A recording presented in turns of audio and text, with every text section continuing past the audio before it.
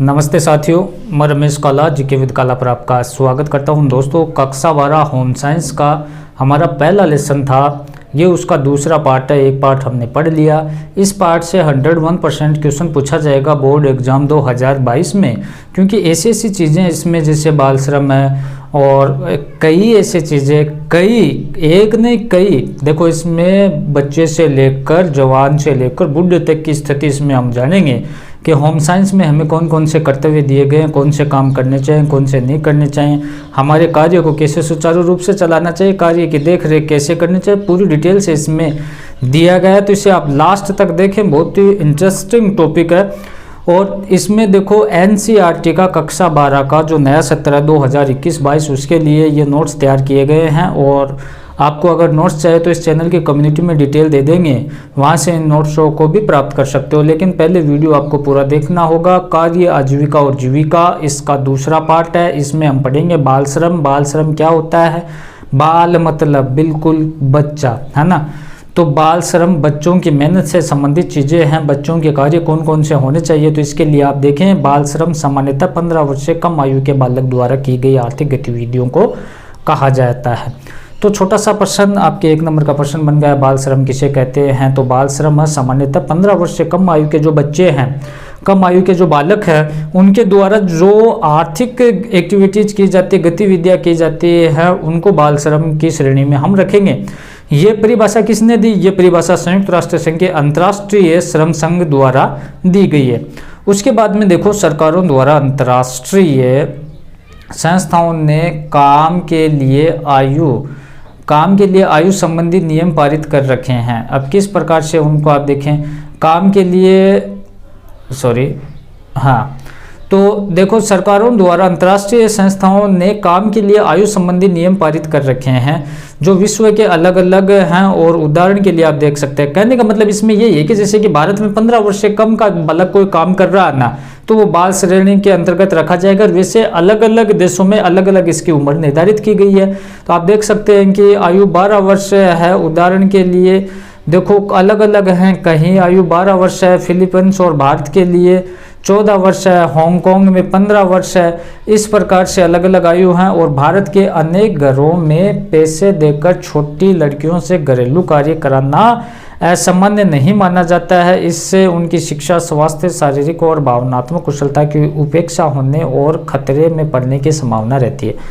तो इसमें सिंपल सी बात कही गई है यही कि जैसे छोटे बच्चों को घरों में, जो बड़े लोग होते हैं वो घरों में लड़कियों से या लड़कों से घर का कार्य करवाते हैं, तो उनकी शिक्षा, स्वास्थ्य सभी प्रभावित होते हैं। ये बाल श्रम के अंतर्गत आते हैं।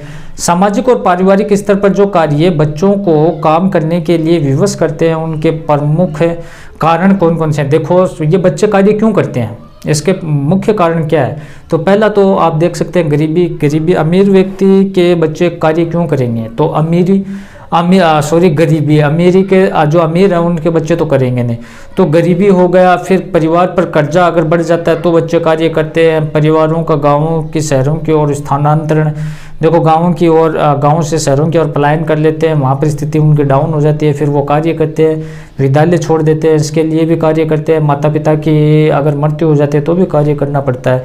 तो ऐसी स्थिति में उनको बाल श्रम करना पड़ता है। उसके बाद आप देखें, पूरे विश्व में बाल श्रम को रोकने के लिए संयुक्त राष्ट्र संघ की 2 एजेंसियां हैं, एक यूनिसेफ और दूसरी ILO ने अपना ध्यान इस ओर खींचा है। बाल श्रम के खराब रूप को रोकने के लिए प्रभावी कार्यक्रम लागू करें, बच्चों के पुनर्वास हेतु सीधी सहायता दें, निःशुल्क शिक्षा है वो सुनिश्चित करें, उनकी विशेष परिस्थितियों पर ध्यान दें और उनका निवारण करें।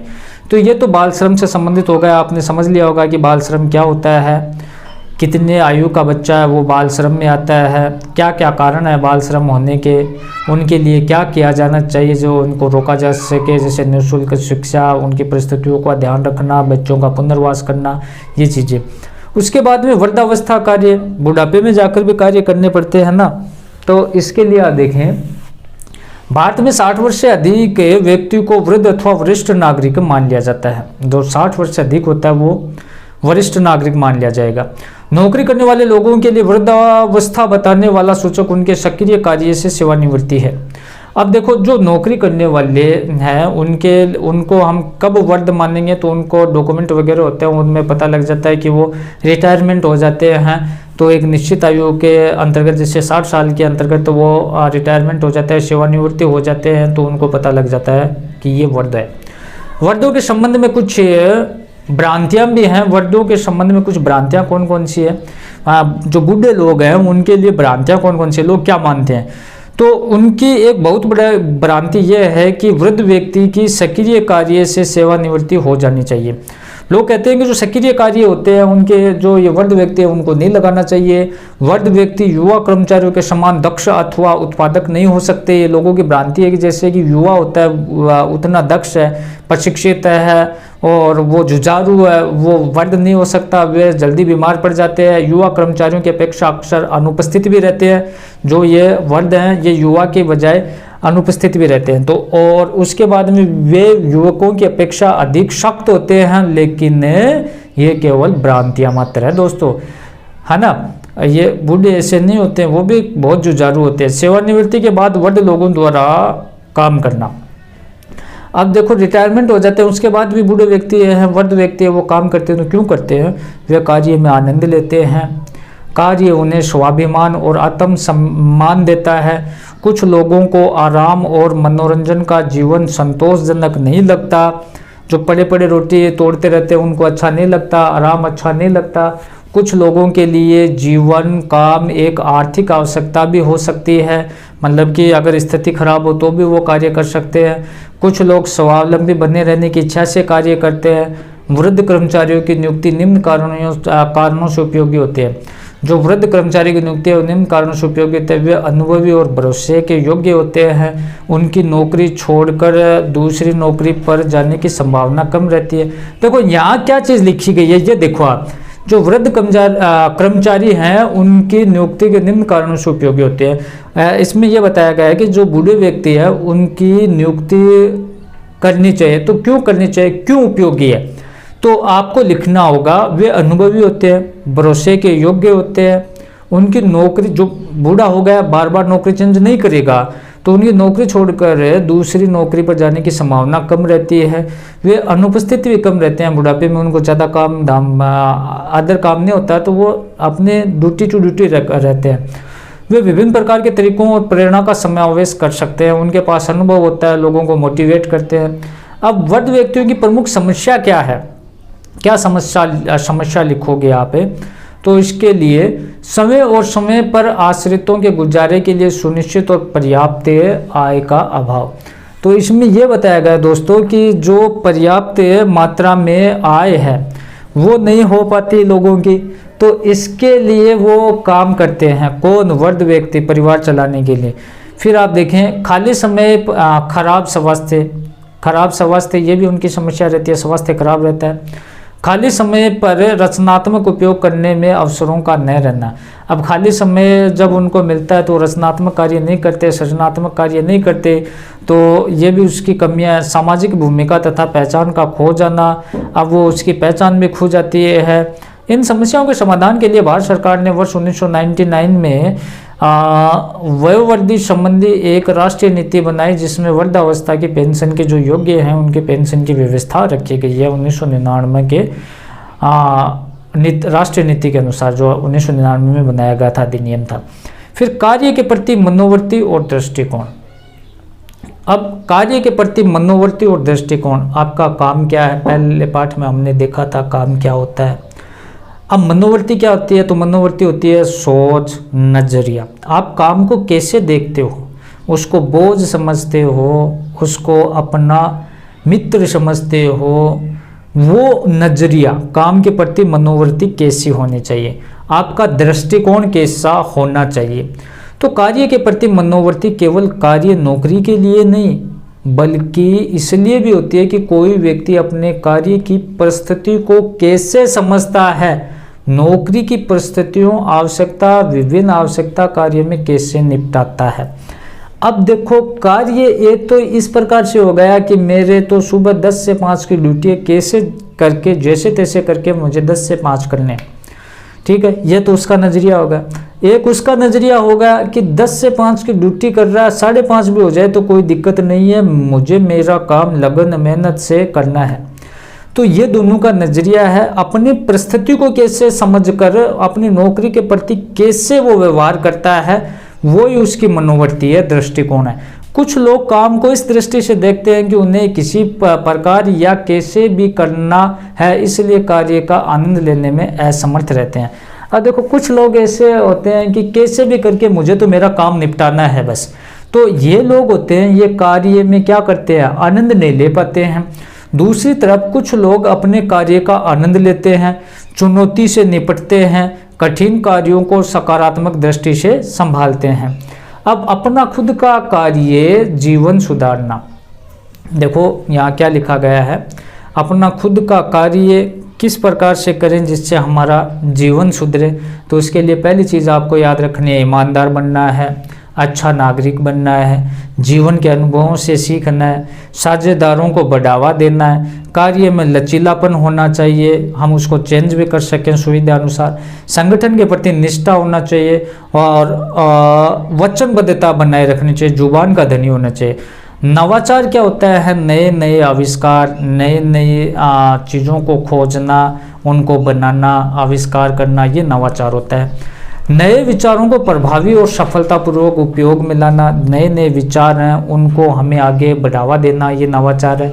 इस प्रकार नव परिवर्तन का अर्थ वर्तमान उत्पाद या सेवा के नवीनीकरण से हो सकता है। तो हम उसमें देखो कोई नया सोच विकसित करके, नया कोई भी प्रभावी विचार लाकर उसमें हम कोई उत्पाद या सेवा में नवीनीकरण लाते हैं, उसको नया बनाते हैं, मॉडिफाई करते हैं, वो नवाचार होता है। इसके लिए 2 शर्त है, क्या है कि वर्तमान स्थिति को असंतुष्टि और रचनात्मक सोच। देखो 2 स्थिति है, एक तो वर्तमान स्थिति से असंतुष्टि। हम अगर जब नवाचार करते हैं, कोई नया करते हैं, तो या तो पहला कारण तो ये है कि हम पहले वाले से संतुष्ट नहीं हैं, और दूसरा है कि पहले वाले से संतुष्ट तो थे लेकिन हमें ये लग रहा है कि इससे और भी हम बेहतर कर सकते हैं, मतलब रचनात्मक सोच है। इसमें सामान्यतः 1% कुछ नया होता है और 99% आपकी सिर्फ मेहनत होती है, मेहनत से वो मॉडिफाई हो जाता है। अब देखो रोजगार संतुष्टि। अब रोजगार की संतुष्टि क्या है, रोजगार कार्य करना, हमें काम मिलना, फिर उसमें संतुष्ट होना, हमें अच्छी प्रकार से करना, जैसे कि हमने नजरिया वाले सिस्टम में देखा था। वे रोजगार जो उसे पहचान देते हैं, कौशल में विविधता देते हैं, व्यक्ति को उत्तरदायित्व, स्वतंत्रता और कार्यवाही की स्वाधीनता, आगे बढ़ने के अवसर देते हैं, संभवतः अधिक संतुष्ट देने वाले होते हैं। जैसे कि रोजगार की अगर बात करें, आपको कह दिया जाए कि आप थोड़े से पढ़कर आप टीचर बन गए, तो वो रोजगार देखो संतुष्टि मिल गई उसमें, और स्वतंत्रता भी उसमें है। देखो ड्यूटी तो करनी पड़ेगी लेकिन कौशल की विविधता भी उसमें, आप अपनी स्किल को डेवलपमेंट कर सकते हो, उसमें फुल संतुष्टि मिलेगी।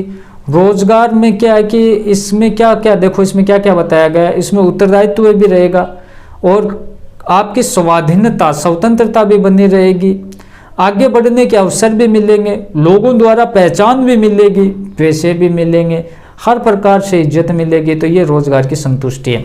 रोजगार संतुष्टि से जो लाभ मिलते हैं वो क्या क्या लाभ हैं, देखो लाभ देखो, बेहतर निष्पादन और उत्पादकता, अधिक उत्पादन तथा कर्मचारियों के अनुपस्थिति में कमी। बेहतर रोजगार होंगे तो कर्मचारी अनुपस्थित, एब्सेंट कम रहेंगे, अच्छा कार्य रहेगा तो एब्सेंट कौन रहेगा रे। निष्पादन और उत्पादकता, अच्छा काम रहेगा तो हम काम करेंगे तो उस पर उत्पादकता भी बढ़ेगी, अधिक उत्पादन बढ़ेगा। ठीक है। व्यवसाय से संबंधित स्वास्थ्य क्या है, ध्यान से देखें।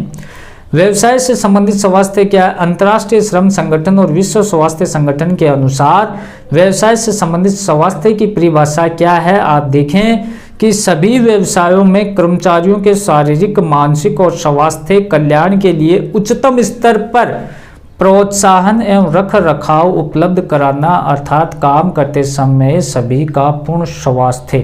तो इसमें ये बताया गया है कि व्यवसाय से संबंधित स्वास्थ्य क्या है कि जो व्यवसाय होता है उसे सभी व्यवसायों में कर्मचारियों के जो व्यवसाय होता है उसमें कर्मचारियों की शारीरिक मानसिक स्वास्थ्य संबंधी पूरी देख रेख करना, उनके उच्चतम स्तर को बनाए रखना, उनका रख रखाव करना, उनकी देख रेख करना, ये क्या है, ये पूर्ण स्वस्थ रहना, ये स्वास्थ्य से संबंधी व्यवसाय से संबंधित स्वास्थ्य है। अब व्यवसाय संबंधी स्वास्थ्य की देखभाल के लक्ष्य, अब व्यवसाय में स्वास्थ्य की देखभाल के लक्ष्य क्या है, तो एक स्वस्थ और सुरक्षित कार्यकारिणी परिवेश उसमें बढ़ेगा। व्यवसाय कर रहे हैं, व्यवसाय में स्वास्थ्य की अगर देख रेख करते हैं, अच्छी आपको हेल्थ सिस्टम मिल रहा है, तो एक तो पूरा परिवेश है वहाँ का वो अच्छा हो जाएगा, स्वस्थ हो जाएगा, एक अच्छा क्रियागत कर्मचारी समुदाय हो जाएगा, सभी कर्मचारी हैं वो स्वस्थ रहेंगे, कर्मचारियों की कार्यकारी योग्यता और क्रियात्मक क्षमता बनाए रखना, उनकी एबिलिटी भी बढ़ेगी, काम करने की क्षमता भी बढ़ेगी, कार्य के दौरान होने वाली बीमारियों को रोकना, जो कार्य के दौरान बार बार बीमार पड़ते हैं उनकी देख रेख रहेगी तो बीमारी कम रहेगी, कर्मचारियों के स्वास्थ्य का बेहतर बनाए रखना। फिर शुक्रिया की एर्गोनॉमिक्स क्या है, शुक्रिया की एर्गोनॉमिक्स क्या है, ध्यान से आप देखें। शुक्रिया की अपने अपने कार्यस्थलों पर कार्य करते समय लोगों का किया जाने वाला अध्ययन ताकि व्यवस्था संबंधी आवश्यकताओं को कम करने की विधियों को इस्तेमाल किए जाने वाले औजारों को पर्यावरण को ध्यान में रखते हुए लोगों के जटिल अंतर संबंधों को समझ सकें। क्या समझ में आया गुरु जी? कुछ ही को नहीं।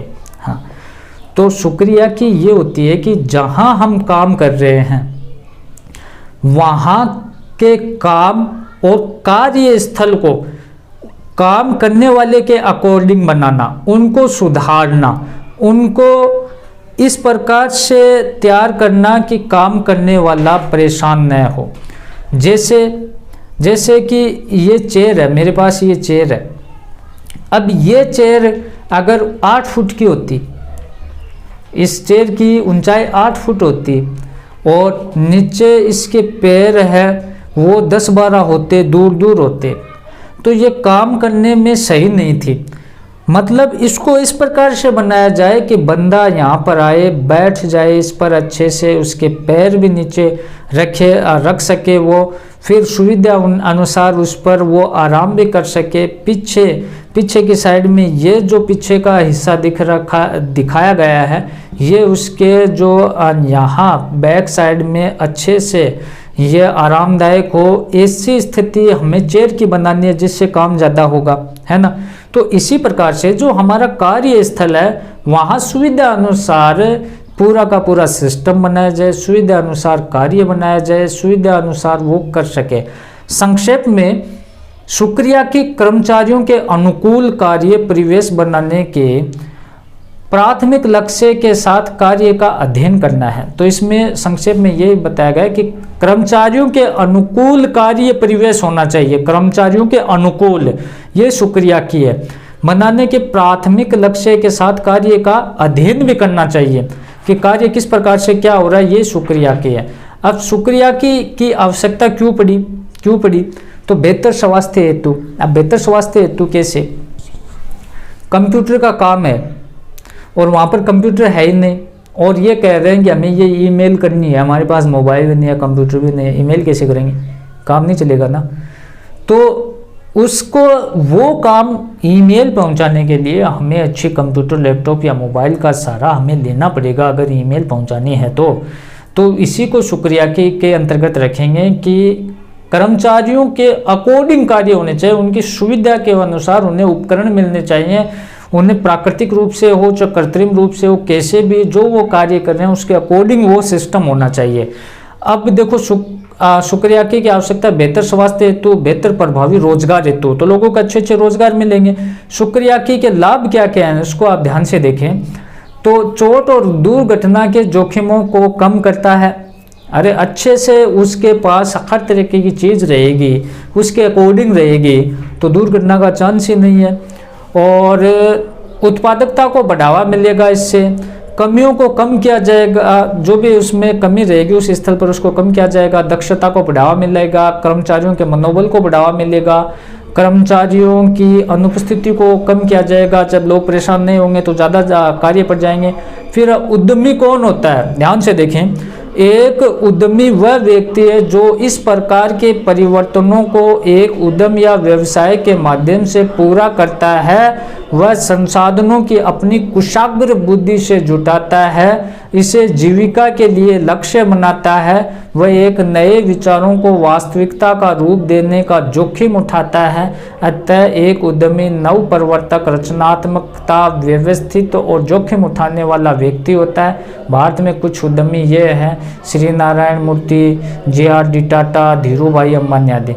तो उद्यमी वो होता है जो अपने व्यवसाय को, अपने रोजगार को जोखिम लेकर एक नए स्तर तक पहुंचाता है, सुव्यवस्थित करता है, नए नए नवाचार करता है, नव परिवर्तन उसमें करता है। तो वो क्या होगा, एक उद्यमी होगा। इसके उदाहरण भी आपको दिए गए हैं। अब उद्यमियों के लक्षण की अगर हम बात करें तो उद्यमियों में कौन कौन सी बातें होनी चाहिए जिससे वो एक सफल उद्यमी बन सकें। तो अच्छा, उसमें संप्रेषण कौशल होना चाहिए, उसमें विनम्रता होनी चाहिए, कड़ी मेहनत की इच्छा होनी चाहिए, कौशलों को सीखने की योग्यता, क्षमता होनी चाहिए, कठिन मुद्दों पर समाधान ढूंढने की क्षमता होनी चाहिए, योजना बनाने और क्रियान्वयन करने का ज्ञान होना चाहिए, चुनौतियों का समाधान करने की योग्यता होनी चाहिए, जोखिम उठाने का उसमें साहस होना चाहिए।